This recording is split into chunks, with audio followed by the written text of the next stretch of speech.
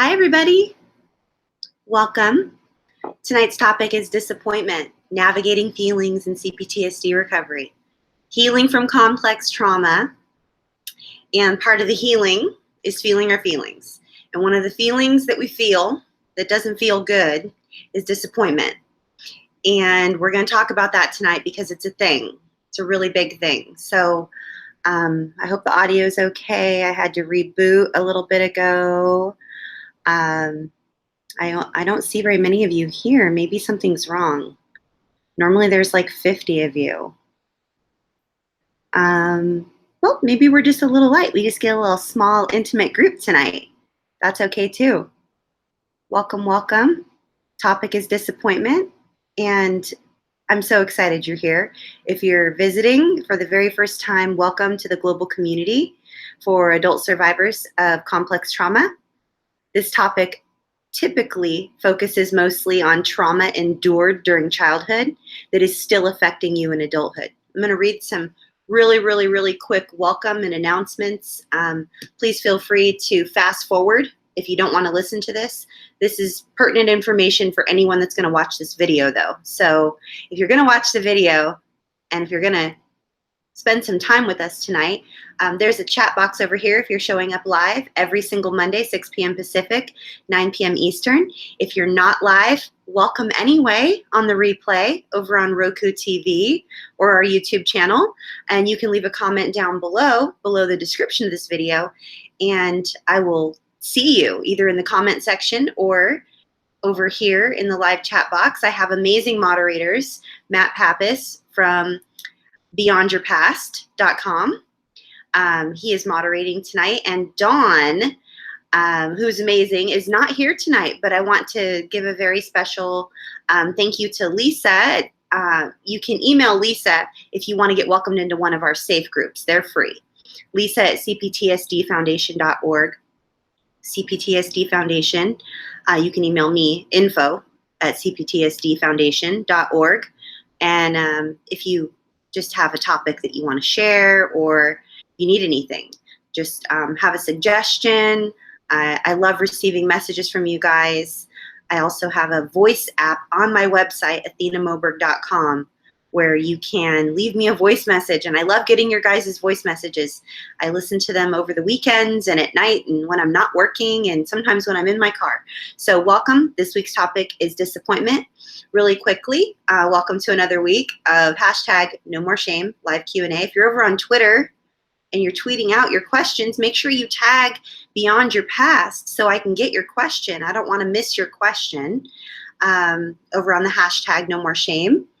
Welcome to live Q&A, adult survivors of child abuse, childhood trauma, incest, human trafficking, narcissistic abuse, complex trauma, cult abuse, anyone living with PTSD and CPTSD symptoms and happens to be an adult, then you are welcome here. Tonight's topic, again, is disappointment, navigating feelings during CPTSD recovery. Trigger warning, tonight's topic and video and chat are going to discuss child abuse, possibly trafficking, CPTSD. Oftentimes questions that are sent in by you, our community members, contain graphic details. So please practice excellent self-care while participating. If you're looking to receive support, share support, acquire some new healthier life skills, then you've landed in an excellent place. This is the place for you. What questions do you have on the topic of disappointment, navigating feelings during complex trauma recovery, CPTSD recovery? Lots of feelings are very triggering. We have a myriad of feelings that we're discussing in this series on feelings. Last week and the week before, we discussed anger and rage. The week before that, we discussed. Did I say discover? We discussed last week and the week before anger and rage, big one. The week before that, we discussed fear and unsafety, feelings of fear and unsafety. Harriet, if you could pop up the YouTube cards for all the last few weeks of videos on the series that we're doing on feelings, that would be amazing. So what questions do you have? Put them in the chat box or in the comments below if you're on a replay. Even better, what wisdom do you have to share with our global community? 182 countries, 4,000 of you in 182 countries. all here, either watching live or on a replay. It's amazing. It's unbelievable. You guys are the reason this community is incredible. So what wisdom do you have? What information do you have to share with us? The global community, healing CPTSD recovery, and experiencing feelings that don't feel good, like disappointment. So tonight we're going to discuss disappointment. We're not going to go off topic. We're going to stay on the topic of disappointment. And I hope that doesn't disappoint you. So please share your wisdom in the comments below or in the chat box over here so we can all heal together. Thank you for being here, for supporting one another. Again, you guys are why this community is so healing and powerfully transforming. As a reminder, this chat and this video is not, nor is it ever intended to be a therapeutic service, diagnosis of any kind. If you want or need therapy, please always seek a qualified, experienced professional, preferably a trauma-informed therapist or practitioner. YouTube is never a substitute for professional health care. And while I am trauma-informed, I am not a doctor or a psychologist. And all of my videos are shared from a lived experience coaching perspective. I openly discuss research that I have personally conducted over the course of my 17, almost 18-year healing journey. Topic research may also be curated by our dedicated volunteers, that's you guys, interns, or community members, or assistants like Harriet and Lisa. Again, trigger warning, this video will discuss abuse, trafficking, complex trauma, and questions sent in by the community members. That's you guys below in the comments or in the chat box. They are graphic sometimes, so please practice self-care. And if you're in crisis right now and you need help urgently, you're in the United States, please dial 911 or reach out to the following hotlines. For rape, abuse, or incest, dial 1-800-656-HOPE. For suicide, if you're contemplating killing yourself or you have constant suicidal ideation, please dial 1-800-273-TALK, T-A-L-K. If you are having thoughts of self-harm, please dial 1-800-366-8288. If you are struggling with an addiction or any other type of maladaptive coping strategy that causes you to have addictive behaviors as a result of your trauma, because you're numbing, stuffing, and avoiding because trauma is painful, then please dial an addiction hotline that I have here, 1-800-662-4357. If you are currently living with an eating disorder or you are struggling with eating disorder, binge purge tendencies, or urges, please dial 1-800-931-2237 or 1-888-233-6949. If you are in a domestic violence situation and you don't feel safe getting out, you are unable to escape your domestic violence situation for fear of losing your life or for being further injured and traumatized, please dial 1-800-799-SAFE, S-A-F-E, so you can get some support. You deserve it. And if you're dealing with grief, the grief of losing your innocence, losing a relationship, the childhood you never had, the bonds you never had, the innocence that was stolen from you, please dial 1-800-395-5755. And if you prefer to text, because some of you, like myself, prefer to text. It's just easier sometimes, and it doesn't require speaking or using your voice. You can simply text the word START to 741741.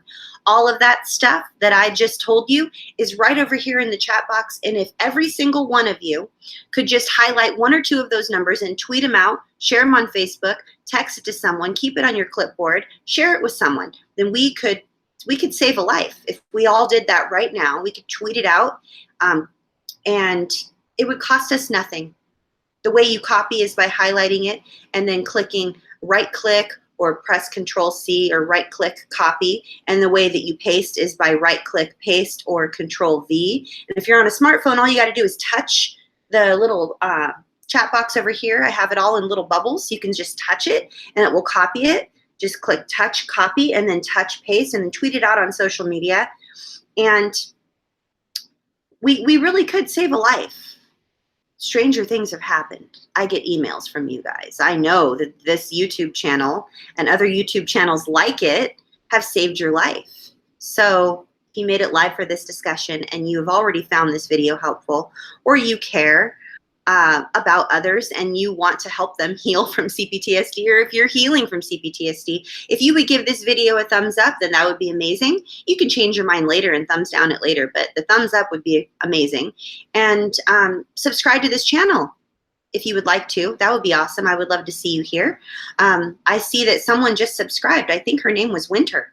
I think Winter just subscribed. I just got a little flash notification that just said that someone subscribed. So thank you for subscribing. And what else? Many thanks to our family, friendly family of choice, our forever family, the village of amazing humans who make this weekly event possible. Lisa, Matt, Jody, Kalisha, Harriet, Heather, Dawn, Poppy, and all the volunteers who contribute and support. Again, tonight's topic will be triggering. Please step away from the hashtag or the chat box or the comments if you're triggered by people discussing childhood maltreatment. Step away and receive the support you deserve by some of those resources I just gave you. Why? Because we are worth it. And friendly reminder, everyone who arrives here with us is deserving of unconditional love, acceptance, welcoming, and safety. Please always be kind and welcoming to every single person, 100% of them, except for the potato trolls. We block them. Every single person, be nice and welcoming and kind to them. It takes courage to be here, you guys. It takes courage to show up and say hi. H-I, hi, enter. Like that takes a lot of courage. This is a really difficult place to be if you've never even dealt with your trauma before. So if any of you choose to be unkind to anyone, you'll be blocked or otherwise removed. And I want to thank you for cultivating and maintaining an environment of kindness, acceptance, and love. We are worthy of safety. And in case that was unclear, you'll be blocked. And you'll be unwelcome here if you choose to act in any way which is unkind towards any of our community members, period. You'll not be welcome back here with us ever. So please be kind and cultivate an environment of welcoming and kindness.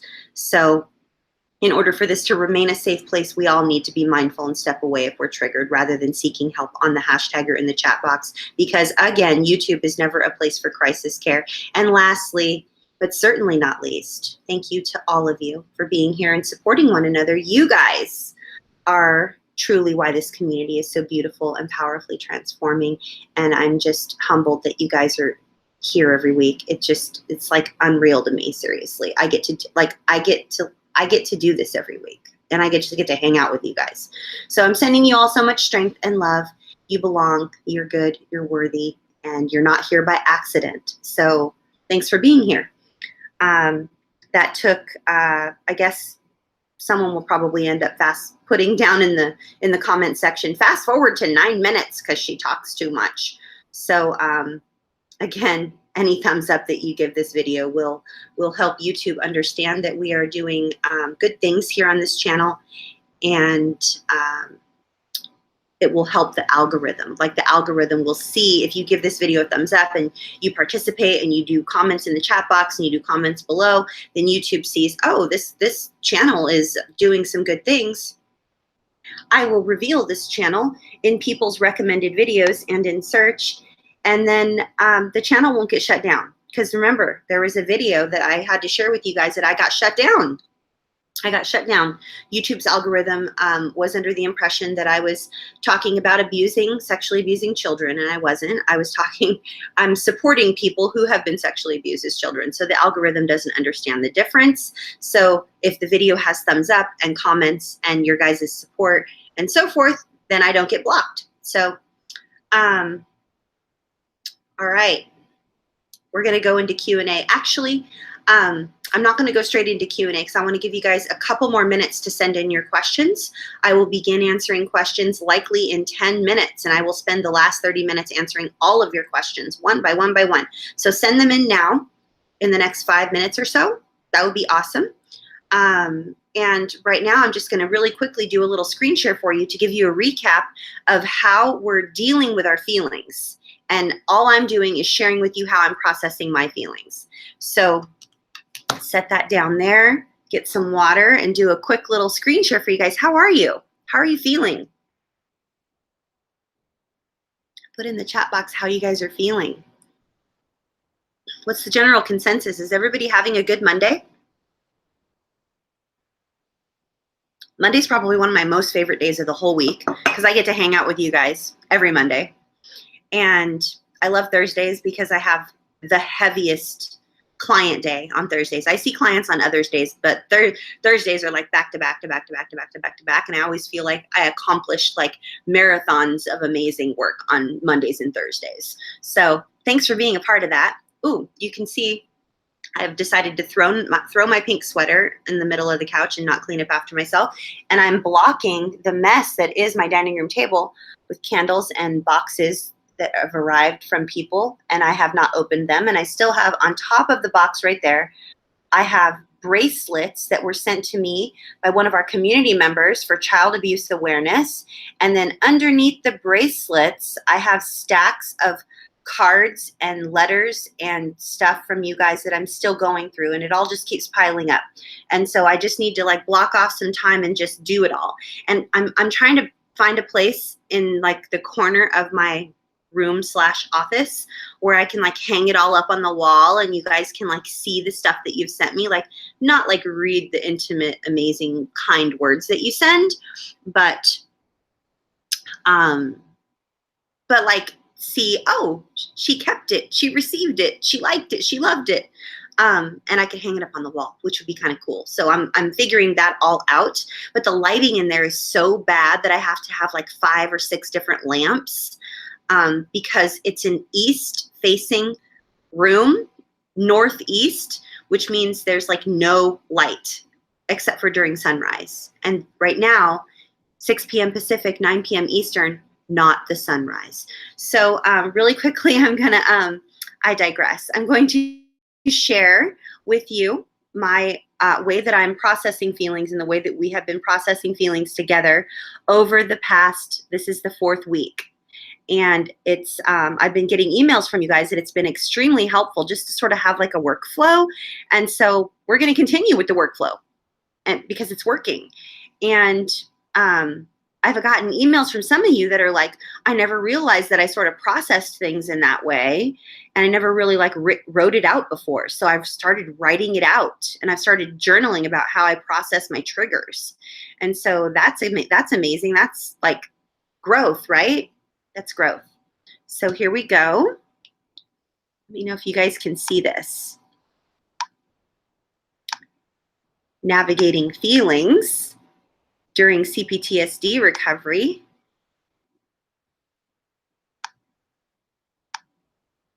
Hopefully you can see that.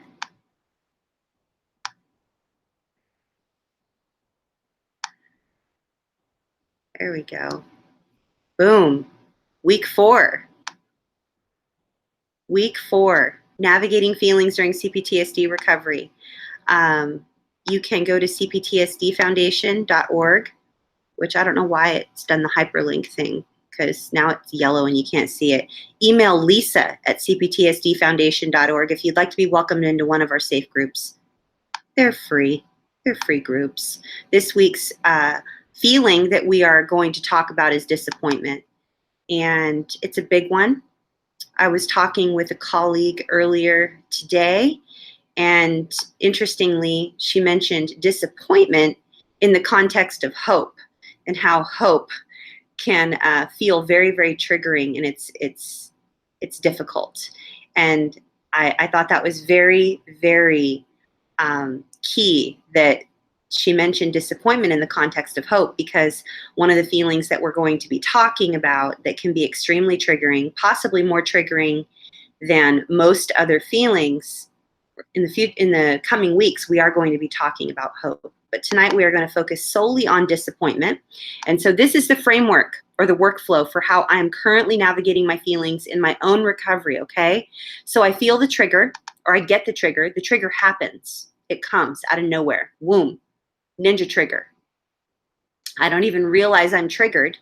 I don't even know why I'm freaking out or I'm frozen. I'm either frozen in time and I'm paralyzed and I can't move, or I'm like finding myself trying to talk myself into something or out of something or trying to make something better, trying to hustle for my worth. That would be called fawning. You find yourself hustling for your worth and trying to prove that you're worthy of the oxygen you breathe and the friendships that you have. That's called fawning. That's a trauma response. You were trained to do that in childhood. If that's happening, likely that doesn't resonate for you, then this might not be the YouTube channel for you, because about 90% of you freeze and then you begin to hustle for your worth and try to prove your worth and prove that you're worthy of kindness and love and attention and acceptance and friendships and a raise and a job, and you're worthy to stand in line at Starbucks and not have people get like bump in front of you, and you hustle for your worth. That's fawning. Flight, that's if you just get the heck out of there, or you sabotage every relationship that comes along and you're afraid of relationships, or you literally leave. Like, I'm out of here. See ya. And you leave and you just don't even really know why you left, but it just felt safer in the moment. Done that. That's been me. And then the most recent thing that I want to talk about that happened, for me personally, I realized this for the first time this week. So you all are experiencing this with me in real time, which is February 5th, 2018 at 3:57 p.m. is when I put this all together for you. And we're going to talk about fight and how it connects with disappointment. A lot of you resonate deeply with the fact that you freeze and then you hustle for your worth and you try to make everything better. Some of you, if you're not in a really painful situation, you freeze. And if the person happens to be even slightly healthy or could be a good friend and you thought they were safe, but for some reason you feel triggered and you're not sure why, but they're probably a safe person, you end up fleeing and you're out of there and you're like, no, I'm not going to deal with them anymore. Forget this. They're kind of even semi-healthy. They're not exactly like toxic or sociopathic, or there's no psychopathy or perhaps malignant narcissism or sadistic tendencies. They're just kind of like a whatever person, but you end up going, you know what, I'm out of here. Like, relationships are too scary, I'm bailing. So most of you that I've talked to resonate with all three of these, but rarely talk about the fight response. Why? Because many adult survivors of childhood abuse were never allowed to fight for anything. They were never allowed to say no. They were never allowed to feel like they wanted to stand up for themselves. They never valued themselves enough to stand up for themselves. They were never allowed to fight for anything. In fact, they consider fighting to be dangerous, and anger is scary, and they would rather just be a pacifist. They would rather join the Peace Corps. Not that there's anything wrong with any of these things. Being passive, joining the Peace Corps, fighting for world peace, and all of those things. Like, fighting isn't something that you resonate with. In fact, the world doesn't need war. They don't need anger. They don't need to feel any feelings of anger whatsoever. And fight for anything, because that resonates in your belly or in your chest or in your throat or in your body. It causes you to feel like you are turning into your abuser. So therefore, any type of anger is very triggering for you. And so we're going to talk a little bit about fight and how it relates to disappointment in my own personal life. And if this resonates with you, great. Leave a thumbs up or a comment or email me. Or email Lisa, and I just can't wait to hear your story. So what happened with me this week, and what has happened previously for my whole life, I've talked about this on this YouTube channel for probably for about 4 years, maybe even more than 4 years. I've been talking about this, and that is the disappointment that I feel when someone ignores me or they don't remember something that I've told them. So I'm even going to put disappointment, I'm going to put from not remembering or not paying attention. I'll just put from someone I love or trust. Not remembering or not paying attention to me or hearing me. Okay? That's what I'll call that. That's the specific disappointment that I will discuss today, okay? So what happens is, boom, I'm triggered. What triggered me? The fact that someone that I love or trust did not remember something I told them, they weren't paying attention to me, or they weren't hearing me. They weren't listening to my voice. My voice didn't mean anything to them. That was very triggering for me. So then I'm into a full-blown emotional flashback at this moment. Emotional flashback, meaning I don't know what time and space that the flashback is actually going back to. It's just a general feeling I have of doom, impending doom and danger. So For me personally, what I realized this week in my EMDR session, it's been rather devastating for me actually, and it's very deep and I haven't really processed it all. Otherwise, I would have recorded an EMDR debrief video in the groups, which I haven't done. But this emotional flashback that I was flung into from my husband, whom I love and I trust, he didn't remember something that he's always remembered for about 4 years now. And he wasn't paying attention and he wasn't hearing me. So I was very triggered by that. It threw me into a major emotional flashback. I froze for about a millisecond and then 0 to 1000 bitch mode, I call it. Boom. I'm in fight mode. Now I got to look at you guys for just a second. I got to tell you something very, very big. Okay. This is very, very, very, very big. This is huge. This is a moment. This is a thing. Okay. Today, February 5th at 4:32 p.m. Hawaii time, 6:32 p.m. California time, 9:32 New York time, I am telling you, the public, for the very first time, that this is the first time I've ever really identified myself in the context of a freeze fight or any type of a fight response. I never knew I was capable of being traumatized in a way, having a trauma response type that could be identified as fight. I've always been frozen into paralysis, ran away, driven away, gone away, stayed away, disappeared, sabotaged the relationship. I'm out. I'm outie. See ya. Like, never coming back. Or I fawn. I hustle for my worth and I make sense of it all and I make it all better and I manage everyone's emotions and I become whatever anybody needs me to be. I become a chameleon.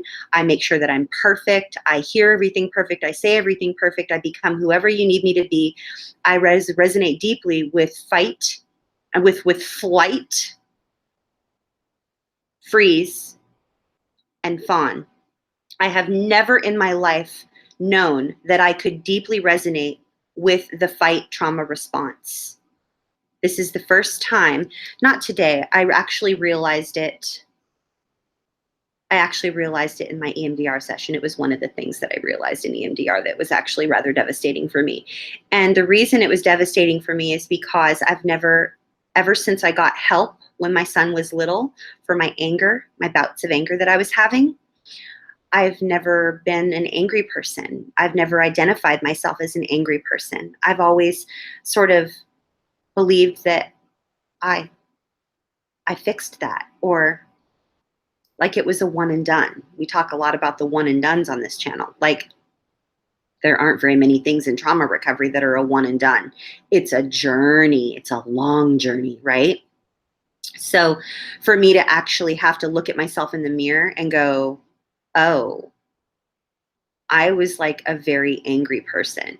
Or like I said, when I was showing you the screen share, which I'm going to go back to right now briefly before I answer your questions on the topic of disappointment, I was like 0 to 1000 bitch mode, which by the way makes my husband laugh like out loud because he's never called me a name before. Like, which like, let's just all just be real here. Like, this is the first really healthy relationship I've ever had in my life, and I'm 44 years old. We've been together for over 8 years. And married for almost 7, but we've never called each other a name. Like, we don't raise our voice. We don't like, it's not toxic. It's not abusive. Go figure, right? So for me to identify with going like 0 to 1000 bitch mode and being the abuser in our relationship was devastating for me. I all of a sudden became the thing that I've been healing from for 17 years. And so it was devastating for me to identify with that. So I'm going to go back now. I'm going to do the screen share and then I'm going to answer your questions on the topic of disappointment. I just want to share with you the workflow of how I'm processing this feeling of disappointment and how I'm coming out the other side, and it's in a healthy way. And I'm not staying stuck in the trauma, and I'm not repeating the pattern. And I've actually discussed it openly with my husband so that we can work through it together. So, and I've communicated my needs and established some very healthy boundaries, and also apologized to my husband because he didn't deserve to be treated that way. So I'm going to really quickly share with you the rest of the workflow on how I'm processing this particular feeling. And then I want to answer your questions. So here we go. One more time. Okay, we're going to finish it up quickly. Okay. I hope you guys can see that okay. Make it bigger. I hope you can see that okay. Okay, good. So I'm identifying with the fight trauma response, realizing that I go from 0 to 1,000 bitch mode when my husband does not pay attention, or he doesn't hear me, or he doesn't remember. Okay? I'm calling it disappointment, but we could easily call this devastation.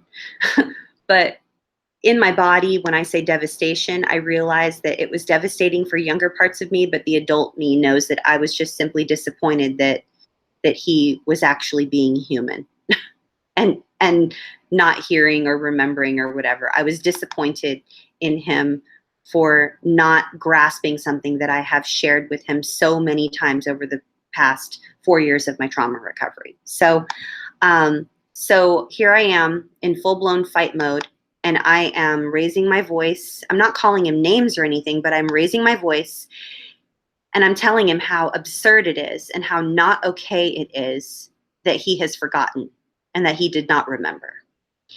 And then I realize in that moment that I am in utter and complete distress and that I'm not tolerating it well.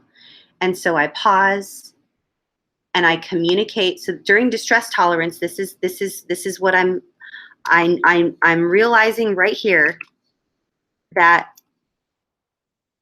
I need to communicate my need. That's how, one of the best ways I know how to tolerate distress. I need to somehow pause and communicate my need. What do I need in this moment? I need to actually observe and admit that I have needs, because my needs matter, because I'm not a computer. I'm a human who happened to be severely abused and traumatized for a lot of years, and I didn't think I had any needs. So I have needs, and I need to communicate that need in order to tolerate this distress. So what I did is I observed how I went from 0 to 1,000 bitch mode and how not okay I was in that moment. And then I reacted accordingly in an appropriate way, which was apologizing in this particular moment. And then in an effort to self-soothe, which is healthy, I breathed my way through it. And this is like a loop right here. I'm tolerating the distress. I'm communicating my need. I'm observing my behaviors. I'm trying to react accordingly in an appropriate way. I'm self-soothing. It's very healthy. I'm pausing, and I go back up here to communicate my need in a healthy way. I'm observing my behaviors, and the need that I communicated in this particular moment, I told my husband that I needed him to calmly acknowledge that him forgetting something that is so commonplace and has been for 4 solid years is weird. It's odd that he would forget it. I needed him to admit that it was odd that he would forget something that's been a daily staple in our lives for about 4 years now. And I needed him to apologize. And so he acknowledged that it was odd, and he said that he was sorry. Instead of making 5 excuses or being defensive, he actually paused, and he was right here with me. It's taken us 7 years to get here, folks, so it's not going to happen overnight. But for some reason, I'm just going to call it a miracle from God. Like, he must have known that this was really, really, really a big moment for me, because he did apologize. So I continued to self-soothe by meeting my needs. What does my body need right now? I moved down here into self-care. Am I hydrated? Am I hungry? Am I tired? Do I need rest? Do I need food? Do I need water? What are my basic needs right now? I'm warm. I'm at a comfortable temperature. I'm not in pain. I'm not hungry. I'm not thirsty. I think I just need to breathe and just need to remind myself that I'm safe. I have the ability to create safety in my life, and I'm safe. I'm going to put here, I am safe. I needed to remind myself of that. And then hoping and praying miraculously that my relationship would be restored immediately with my husband, which he was obviously a little bit miffed and sort of like, that was weird, that whole exchange with the fight response, 0 to 1,000 bitch mode. He didn't say that, I did. And so I'm just going to be patient. I'm going to be patient with myself. I'm going to be patient with my husband. It's going to take some time. I need to bring this to my therapist and tell her what happened. I need to process this memory. And then next week in EMDR, I may reprocess this memory now that I've processed this memory. And it's always important for us to remember that patience is key to any healing. Healing doesn't happen instantly. It takes time. So please give yourself as much time as you need or have. Sometimes we don't have all the time we need. Sometimes we have little ones running around and we're a single mom and we have to, if you're living in California, like I was for a spell, for a lot of years, I was driving the 57 to the 5 to the 405 to the 55 to the 405 every day, to and from. And it was an hour and a half each way. And I worked an 8 or 9 hour day. And then I was, baseball practice, football practice, PTA, youth group, you name it, Boy Scouts. I was a scoutmaster. It was a lot going on. So please remember that you're worthy of all the time and effort that it takes to heal. I know that it takes a lot of time, and sometimes we don't feel like we have the time that we need, but I really want you to please make time. I'm going to just remind you, please do your best to make time for you, because you are worth it. We are worth it. I want to always remind us that we're worth it. Again, if you want to get plugged into a safe group, email lisa@cptsdfoundation.org. And the groups are free, and you deserve to, feel safe and, heal in safe community with other people who get it, and they're not going to tell you, what's wrong with you? Why aren't you over this by now? That happened like 30 years ago. What's your problem? How's everybody? I'm going to answer all your questions now, all the questions, as fast as I possibly can. Thanks to everyone who's subscribing to the YouTube channel. You guys are so amazing. Shelly says, what's the best way to deal with disappointments caused by our families, such as not having a caring family or not being able to go to college? Ooh, I resonate deeply with this, Shelly, because I did not have a caring family for the most part. And I also was not able to go to college. I wanted to go to college. I even earned a partial scholarship, a fine arts scholarship, because I played so many different musical instruments in school. And all I needed was a car and a job. And I was so excited. And my dad helped me get a car. And then someone in my family took my car, took the pink slip, sold it. I'm sure it was for drug money or for something like that. And kicked me out. And I was unable.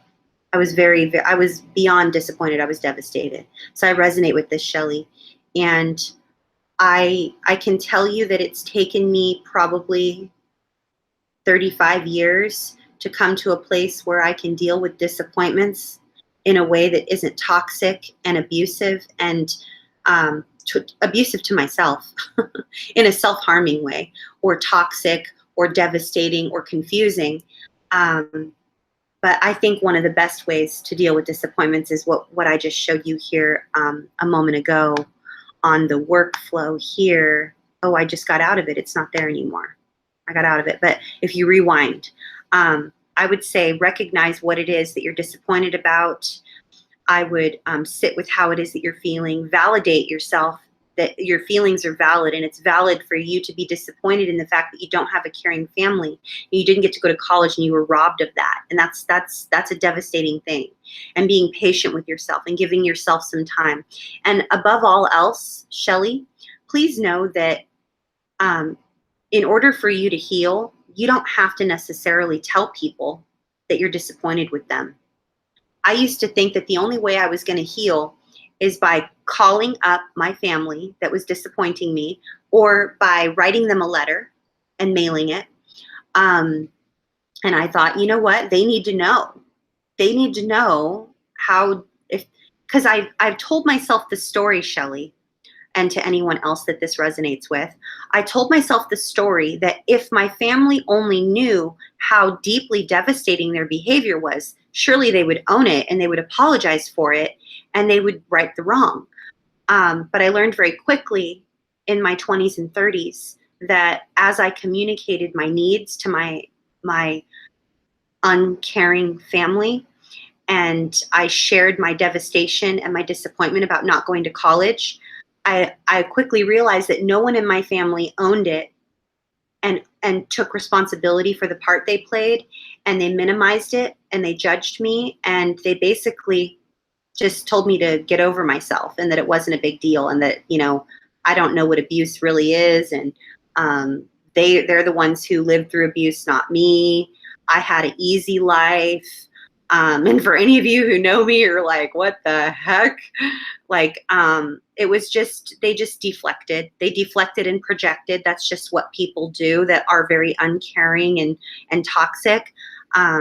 There's no way for us to make it better, Shelley. I just want you to know above all else that in order for any of us to heal, one of the prerequisites to healing is not to communicate our needs and our disappointment to the people that disappointed us. I used to think that that was a thing. Like, if I just tell them, then surely they will apologize and they'll own it, and then everything will be better. I was wrong. I was wrong. That doesn't necessarily happen. People don't necessarily own their junk unless they've done their work. And a lot of people don't realize that they have work to do.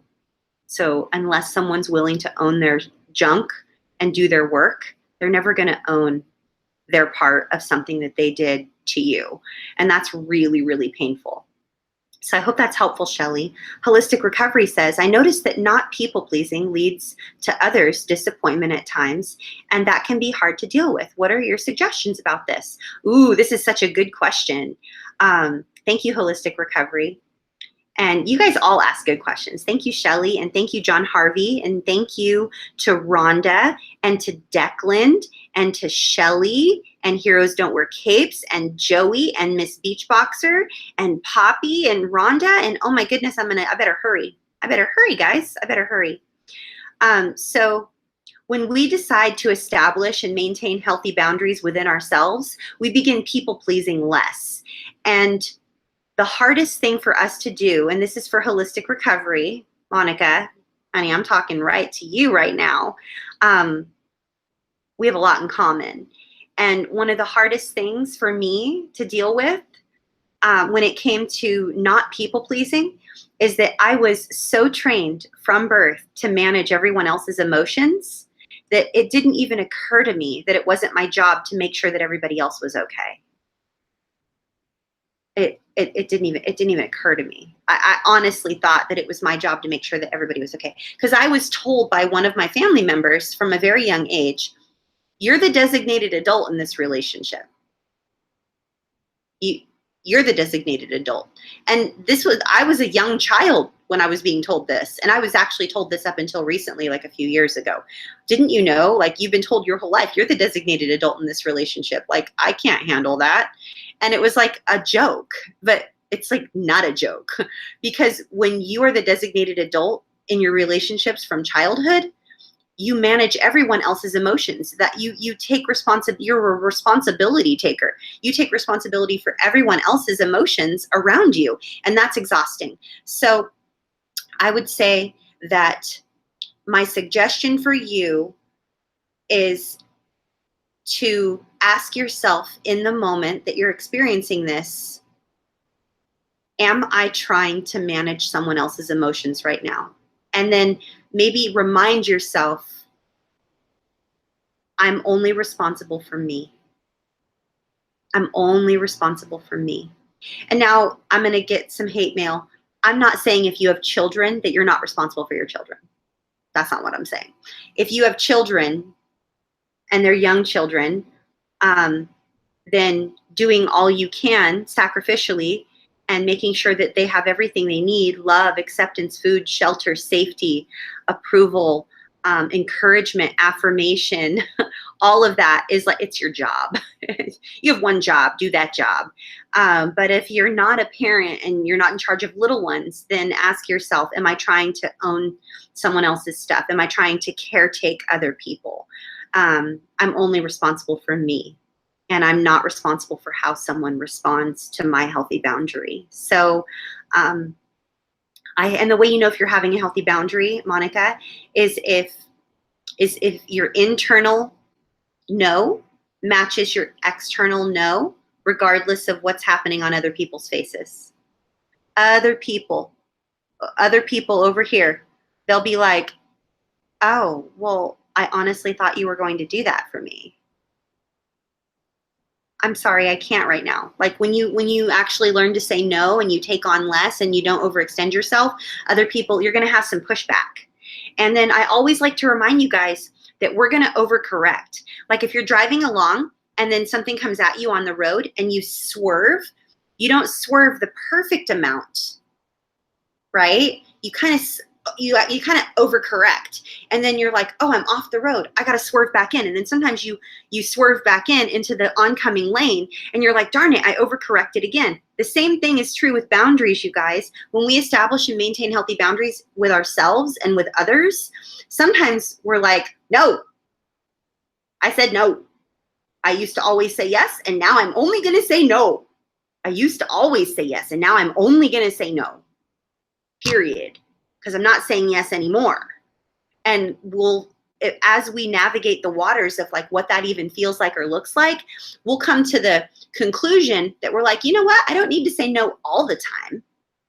I kind of want to do that thing. I kind of want to volunteer. I kind of wanted to participate in that potluck. I kind of wanted to drive the carpool. I kind of wanted to be in charge of that one project. I shouldn't have said no. I overcorrected. And we'll talk about that on another video, because we will overcorrect. We're not going to figure it out right away, especially when we spent our life saying yes. And then now we're saying no for the first time. We're going to end up sort of like overcorrecting, like, whoops, hopefully that's helpful.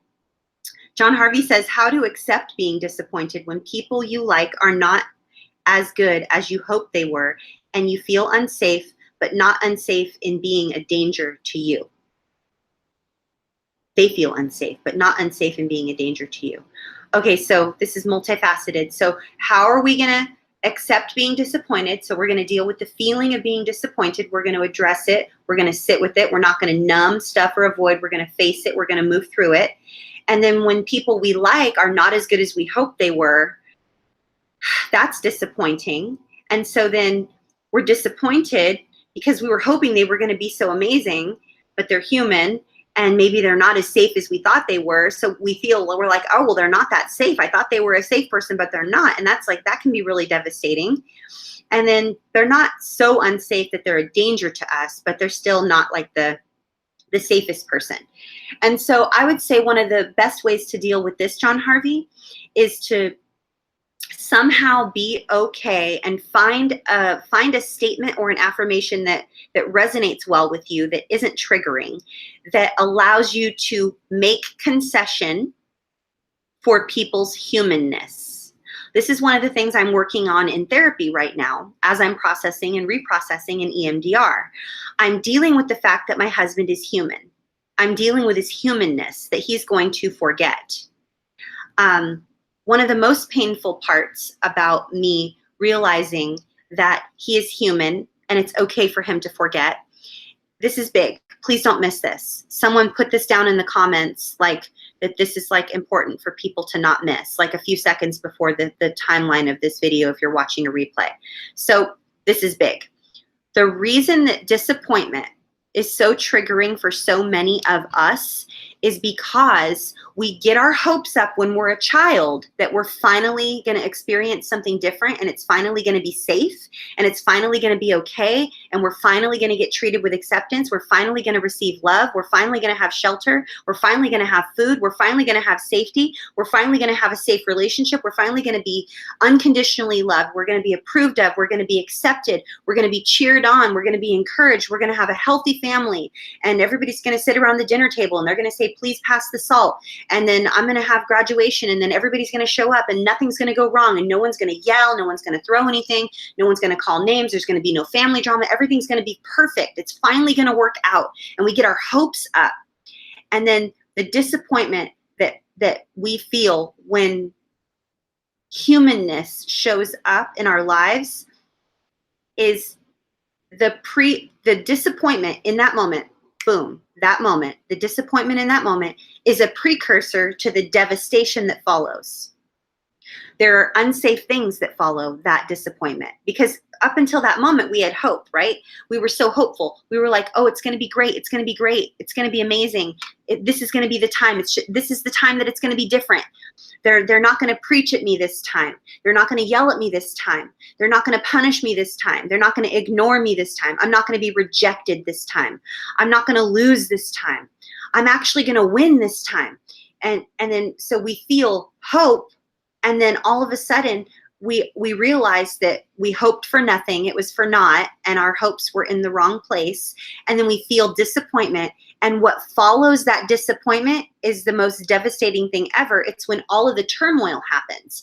And so the reason that not being heard or being my version of disappointment is when my husband didn't hear me and he didn't remember something. And disappointment in my personal life growing up has always been a precursor to violence or rejection or abandonment or persecution or exploitation or abuse or being just traded away, given away, like traded for some sort of goods and services, or given to whoever the person was that wanted me because they didn't want me anymore. And so I had these hopes that it was going to be different. And then I felt this disappointment that it wasn't different. It was actually the same. And I was like, ugh. And I was like devastated. And I was disappointed that this wasn't the time that it was going to shift. And then what followed that disappointment is why disappointment is so triggering present day. Because when you're a child and you're disappointed, the things that you're disappointed about are not like not winning the Super Bowl or not winning a game or not getting a text. Like when you're a kid and you're feeling disappointment, you're experiencing disappointment, it's right before you feel utterly and completely alone, rejected, devastated, exploited, abused, traumatized, all of it. And when you're a child, those things happen and they're literally life-shattering. When you're a child and you feel those things, it is life-shattering for you. And you think you're going to die. And so as an adult who hasn't dealt with PTSD triggers or complex PTSD triggers, when disappointment just randomly shows up in someone's humanness, like if someone's not as safe as we thought they were, or they're not as good of a person as we thought they were, then if you've come from a traumatic childhood, it's a precursor to this doom that's coming. The disappointment is just this beginning feeling that always slides down a slippery slope of horror.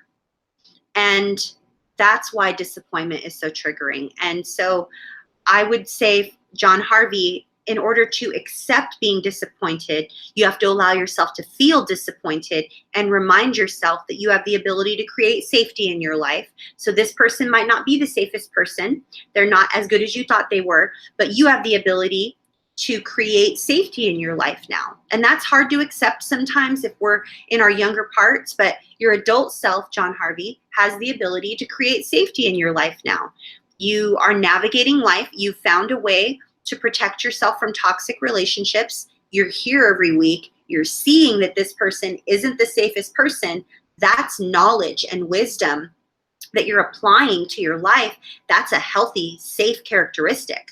So you're becoming safer, and the people that you used to hang out with or that you know become more unsafe by the minute, because we attract what we are. So if we're safe, we're going to attract safer people. And if we're really unsafe and sort of like unsafe in our own bodies, like uncomfortable and unsafe in our own skin, we're going to attract people that are unsafe, and they're going to feel familiar and it's going to feel like it fits. But if we're getting healthier, We're establishing and maintaining healthy boundaries in and of ourselves and with other people as well, at work, interpersonal relationships, healthy boundaries with our money and our finances. We're not overspending. We're actually trying to save. Spiritually having healthy boundaries, like what do I believe in? What do I not believe in? What's okay for me to think or meditate or pray about? What type of people do I like to hang out with? Or what type of moral fiber are they made up of? Those are all healthy boundaries and healthy choices. We have spiritual boundaries, financial boundaries, relational boundaries, boundaries within ourselves, physical boundaries. You're not allowed to come close to me. Please do not enter my personal space. And when we realize that we have the ability as adults, as long as we're not stuck in child mode, and inner child work is a thing. It's really, really deep work. But if we're in adult mode, and we're fully functioning in our adult mode and we're adulting all over the place and we're like, wow, I'm feeling really, really good, then we know that it's a true statement if we say, I have the ability to create safety in my life. But our younger versions of ourselves, our younger parts that haven't healed yet, that are still traumatized and showing up and sort of running the show, they're like, we're not safe. We don't have the ability to create safety in our lives. Oh my gosh. And so that's why when unsafe people show up in our lives and they're not as safe as we thought they were and they're not as good as we wanted them to be, then our younger parts are like, warning, warning, danger, Will Robinson, danger, Will Robinson. You know what I'm saying? So I would say accept the fact that disappointment doesn't have to equal unsafety and devastation and harm and impending doom. And that is just a process of time. It's just going to take us some time. It's not going to happen overnight. That's where the whole patience thing comes in. The patience thing. That's where patience comes in. So great questions, you guys. Rhonda says, ways to manage when expressing emotions and have it turned on you, and then you're selfish and non-supportive. Okay, so this is a flip the script, Rhonda. I believe what Rhonda is trying to communicate here is that she has decided to express an emotion and establish or maintain a healthy boundary with someone, and then they flip the script and they turn it on you and they tell you that you're selfish for having a healthy boundary and that you're not supporting them. So this shows up in the lives of addicts a lot, not hating on the addicts. I have a very addictive personality myself, and addiction is a maladaptive coping strategy that's typically caused by trauma. So addiction is kind of part of one of your trauma responses. It's a way, it can go into self-harming, but what I'm saying is addictive behaviors and addict behaviors are often the ones that don't take responsibility for their part of anything. They like to flip the script. They like to blame. And when someone is not enabling them anymore, oh, hell to the no. What do you mean you're not going to enable me anymore? You're a selfish person. You're mean. You're wrong. Like, look at you. Who do you think you are? And they try to flip the script on you. So what I want to say to you, Rhonda, is well done. It sounds like you're doing something healthy for yourself. You're expressing your emotions. You're expressing your needs. You're communicating your needs. This is a healthy thing for you. And what this means is that you are having your external yes match with your internal yes, or you're having your external no match with your internal no. And that's a healthy thing. And so I'm guessing that this person that's flipping the script on you, telling you that you're selfish and non-supportive, is someone that could be rather toxic. And look at the fruit in their life. Look at the relationships they have. Do they have healthy long-term relationships that are, is there reciprocity in this relationship is my first question, Rhonda. What I mean by is there reciprocity in your relationship? Is the relationship reciprocal? Do both of you and this one particular person we're mentioning here, do you both give and take? Do they show up in the relationship just as much as you show up in the relationship? Or is this relationship more of a one-sided relationship? Because it sounds to me, Rhonda, like you might be in a place where you're getting healthy, and this relationship, you used to be in perhaps a place where you were able to enable this person, or perhaps be a little bit of a doormat for them, allow them to sort of stomp all over you, or you kind of allowed them to dictate or run the show. And you may have actually used your voice for the first time or showed up in a way that was actually really healthy for you. Well done, like high five, seriously. But people who are not ready to work on themselves and process their own stuff, they don't like it when we do that. They don't like it when we express our emotions and we feel our feels, and so we can heal. And when we decide to get healthy and we decide to change our behaviors and change our thoughts and change our words and change the way that we show up in the world, they don't like that, because then they like to go, gosh, well, look at you, little miss, whatever's, whatever they want to call you. And then they like to sort of blame you for their problems, perhaps. So I'm just guessing. I don't know anything about your situation. If none of that resonates and none of that landed, please disregard everything I said, and I meant no disrespect. If this person that you're describing is someone you love dearly, then I could have just dissed all over them, and then you could be like really angry with me, and that was not my intention. So I hope that was helpful. We're running a little over time tonight.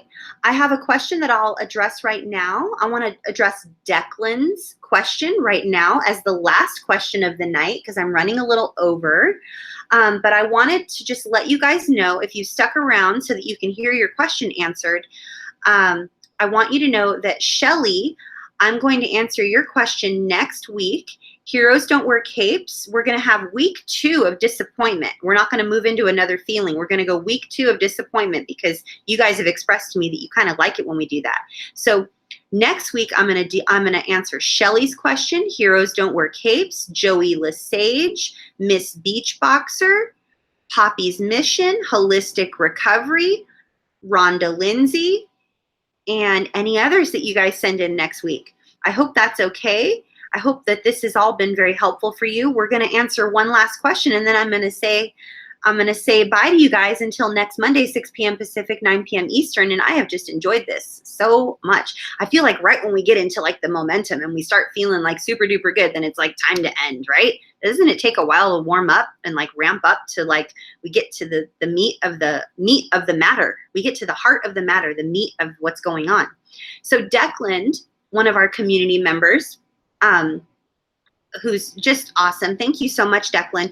I did get your comment, and I didn't respond to your comment, and I've received a couple emails and I haven't responded to one of those. So I just hope you'll forgive me, Declan, for not being more present and more responsive. I just have so many coming in and it's hard to manage. But I want to answer Declan's question for everyone here who's still here. There's like 40 something of you here still. So Declan says, I am disappointed to learn that many people are soulless feeders and have to be kept at a distance, or if not, need high-level coping strategies. Anyone else? ?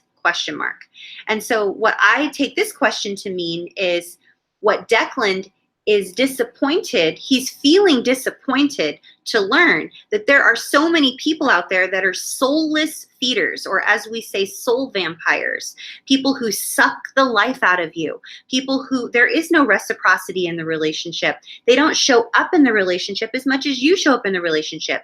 You're here fully present in the relationship. They're somewhere else. They're totally somewhere else. Or you reach out to them and you may want to share something with them and they're not available, or they send you a message and say something, they say hi to you, and then when you respond, they're nowhere to be found, even though you responded. They're soul vampires. There's no reciprocity. It's not a reciprocal relationship. It's not a two-way relationship. Someone that basically shows up and it's all about them. It's a me, me, me, me, me. I have a colleague of mine who every time she has a phone call or a text from particular loved ones, family of origin, they never ask how this person's doing. They only talk about themselves. They only say, well, I have this going on, and this is what my sphere of influence is doing, and my friends are doing this, and my spouse is doing this, and my job is going this way, and my this, and my, me, me, right? Now, I want to be really, really clear. There's nothing wrong with that dynamic that I just explained if you're a care provider and that person is someone who pays you to show up and support them. So if you're a practitioner, we have a lot of therapists and counselors that watch this channel. So if you're a therapist and a practitioner, you know the difference between someone who is a client or a patient and then someone who is interpersonal relationship, a friend, a colleague, a family member, or a loved one, and they are sucking the life out of you. They are, as Declan calls it, a soulless feeder. Those people that are not your clients or patients, that are just people that are showing up in your life that are soulless and they suck the life out of you, they do need, as Declan says, they do need to be kept at a distance. And if you can't keep them at a distance, what Declan's mentioning here is that we need to have very high level coping strategies for these people because they are rather toxic. And so I want to validate what Declan is saying. Declan says here that he's disappointed to learn that this is the case. He's disappointed to learn that there are so many of these emotional vampires out there, people who tend to be rather narcissistic, sociopathic, psychopathic, sadistic, suck the life out of you. There's no reciprocity in the relationship. And Declan, I just want to say, I'm disappointed too. I'm disappointed too. I feel very disappointed that the people in my life that I thought I could count on, I can't count on them. And I'm disappointed, Declan, that the people in my life that I thought were safe are not safe people. And I'm disappointed that I went through a time in my life where I felt like I had no safe friends or loved ones. It's a very disappointing thing. It's a very disappointing reality to accept that we've spent most of our life being raised by unsafe people, so therefore we became unsafe. And until we admit that we are unsafe people, we cannot cultivate safe relationships. And so I'm disappointed. I want to be real careful when I say this. I'm disappointed, just like you are, Declan, that the people I thought were safe and good and healthy are not safe, good, and healthy. But what I'm not disappointed in is myself. I spent several years being very disappointed in myself, Declan. I was very disappointed that it took me so long to heal. Why did it take me so long to realize that those people in my life were unhealthy? I'm so disappointed in myself that it took me so long to understand what a boundary was. I'm so disappointed in myself that it took me so long to cultivate safe relationships and to become a safe person. And I really want to tell you guys, just honestly, it didn't do me any good to feel that way. It didn't do me, it wasn't a healthy thing that I was shaming myself. I was shaming myself for not learning something that was never taught. I was shaming myself for not grasping a concept that was never presented to me. So I am disappointed, just like you are, Declan, but I'm not disappointed in myself because I've done my best. I did what I needed to do to survive. And since then, I've done what I needed to do to heal and to help others heal. So that's all we can really do, is be in charge of us, right? So the struggle is real. I agree with you, Declan. It is so disappointing to know that there are so many soulless feeders. They just want to scoop the life out of you. They want to suck the life out of you. They want to take, and they're not givers. And there's no reciprocity in those relationships, and that is disappointing. So really want to validate you guys. Really want to thank you for spending time here tonight. Ran a little bit long. Some of you like the long hour, but some of you hate it. So I'm trying to make everybody happy here in a way that's not people-pleasing. But thank you for being here. Thank you so much for spending time with our community. You guys are the reason this community is so transforming and healing and powerful and amazing. And it is because of you that I get to live the life that I love. I have met so many of you. I have spent time with so many of you. I have traveled all across the United States, and I'm getting ready to travel internationally next year to spend time with you guys. And you have changed my whole world. So thank you for not being soulless feeders, and thank you for doing all you can to become healthy Thank you for helping me become the greatest version of myself, because this channel is just as transforming for me as it is for you. So thank you for being the most important part of this community. I will see you next Monday, 6 p.m. Pacific, 9 p.m. Eastern. We will have week 2 on the topic of disappointment and how to deal with that. And I will answer more of your questions. And we'll do a very, very, very brief screen share next week, just to say, hey, this is what we learned last week. This is how we're dealing with disappointment. This is the workflow. And then I'll, boom, go straight into answering all the questions. So, and we'll start off with Shelly's, and we'll go into, I believe, Monica's and Poppy's and Rhonda's. There's some more too. Gosh, and Joey's. There's more questions. So you guys come back next week or watch the replay if you can, okay? Thank you so much. I'm so humbled that you guys are all here every week. It's just amazing. So I'm sending you all so much love and strength, and just thank you. Okay, bye everybody.